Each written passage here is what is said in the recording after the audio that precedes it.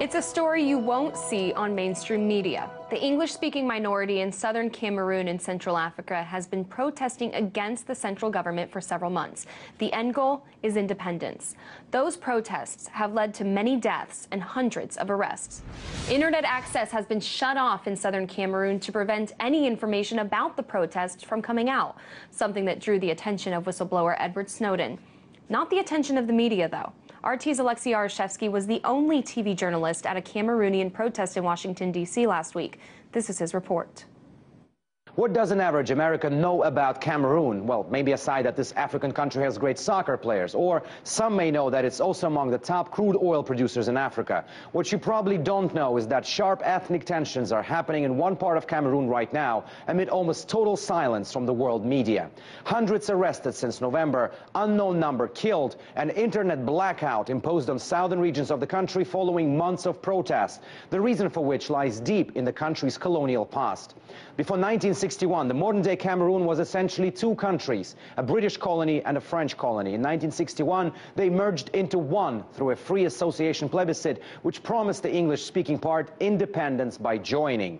However, for decades now, the anglophone minority in Cameroon has been saying that central government tramples on their rights, from pushing out English language from schools to denying English speakers state jobs.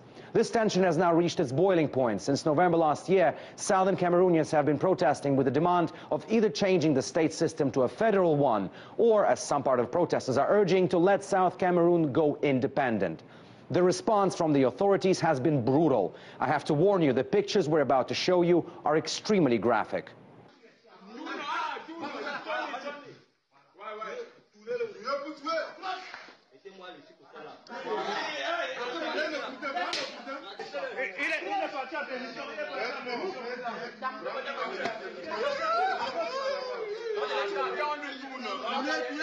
It's hard to independently verify the authenticity of this video, but South Cameroonians insist it shows the authorities clamping down on Anglophone protesters. And we can see in it people dressed in BIR t-shirts. That is the name of the Cameroonian government's troops.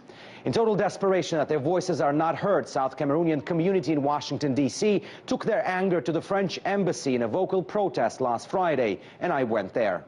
The police, the gendarmes, the army, in fact, we are now occupied like it is a war theater.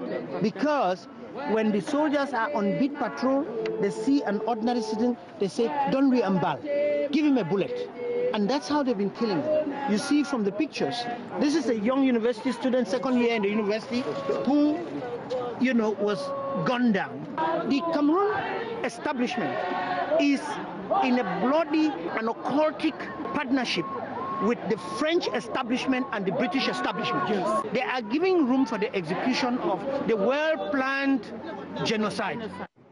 You may ask, why in front of the French embassy? Well, not only because South Cameroonians believe Paris has a huge influence on the Cameroonian central government run by Paul Biya, who's been in power since the 1980s, but also because they believe the French are deliberately silent and are not stepping in. The Bakassi Peninsula belongs to South Cameroon, and that's where a lot of oil was discovered 5 years ago. Easy to imagine that if those calling for independence of South Cameroon get what they want, France's oil interests and easy access to that oil would be scuppered.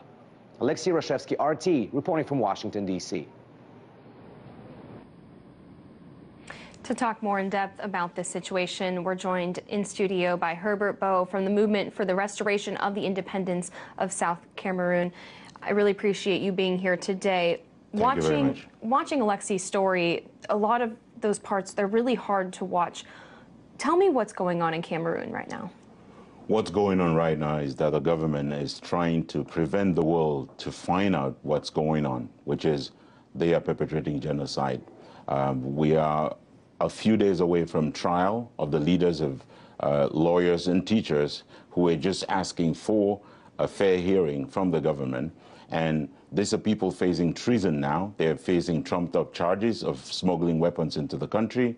We have a situation of students not going to school, and we have a situation of people being arrested randomly, deported to the site, to the French-speaking part of Cameroon, and held in either concentration camps or in private prisons like the ones we saw in Alexei's report, and are being killed and disappeared.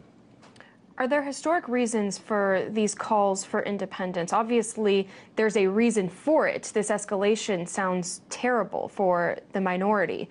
What are the historic reasons to call for independence? Very briefly, from 1953 to 1961, this part of Cameroon had a self-government of its own that broke away from Nigeria after 44 years of association with Nigeria and put together a government of their own. From 1961, we obtained independence before the United Nations. The General Assembly voted on the 21st of April, 1961, granting that part of Cameroon independence.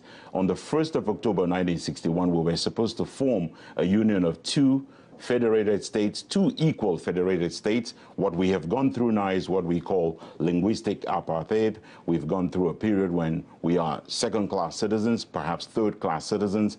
And at this point, we say, because we are an independent country, because we did obtain independence the same way every other country has obtained independence in the past, and because the union is not working, and the UN gladly provided for separation, we now want to separate. We want to reestablish our independence. How long has the situation been this detrimental to the point that we're at right now?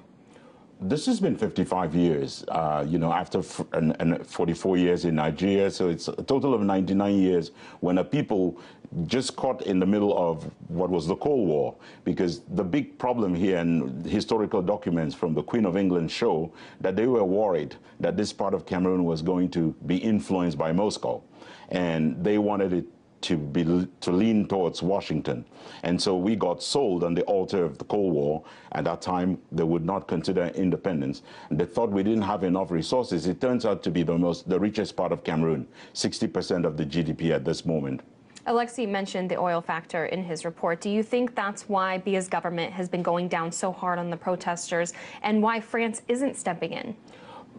France has been hesitant because France has not granted any African country independence. All of the French-speaking countries remain totally colonial provinces of France. Everything, including economic, politics, and finance. The money is still minted in France. There's a huge series of protests on the 11th of February in 20 African countries to ask France to get away with the CFA franc.